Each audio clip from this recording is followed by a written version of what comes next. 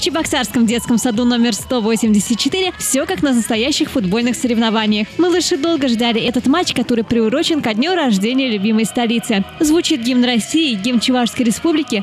И вот юные спортсмены уже готовы начать состязания. На этот раз за звание лучше боролись две команды детского сада номер 184. Это фиксики и крепыши. Первенство по мини-футболу среди дошкольников у нас проводится не первый год.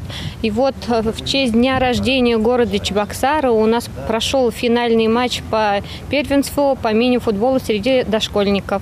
Мы поздравляем наш город Чебоксары с днем рождения и желаем процветания и успехов. Очень важно, чтобы ребята с самого раннего возраста полюбили спорт и здоровый образ жизни.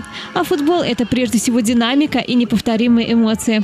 Потому что это в данном случае очень актуально сейчас. И, соответственно, мы же знаем, понимаем, что современный мир – это компьютеры и так далее, и так далее. И у нас вот эта динамика, все двигательная активность, она уходит на второй план. Поэтому очень важно нам воспитывать у них любовь к спорту, к физкультуре, к занятиям, к играм и так далее. Футбол – это еще спортивный азарт и умение работать в команде. Победителями соревнований стала команда «Крепыши». Ее капитан Андрей говорит, что ему уже давно нравится эта игра, и, конечно, тренируется он с удовольствием. Потому что там забиваешь голы и радуешься своем настроении. У тебя такое настроение, как будто у тебя исполнилось твое желание, а так просто выиграл в футболе и все такое.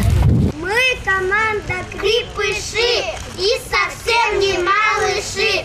Быстрые, смелые и во всем мы первые. Разнообразные подвижные игры очень увлекают малышей, а болельщики горячо поддерживали юных спортсменов. Все, кто участвовал в этом матче, получили призы и подарки. И, может быть, кто-нибудь из этих ребят в будущем станет настоящим чемпионом. Ура! Елена Яковлева, Антон Небытов. Жизнь столицы.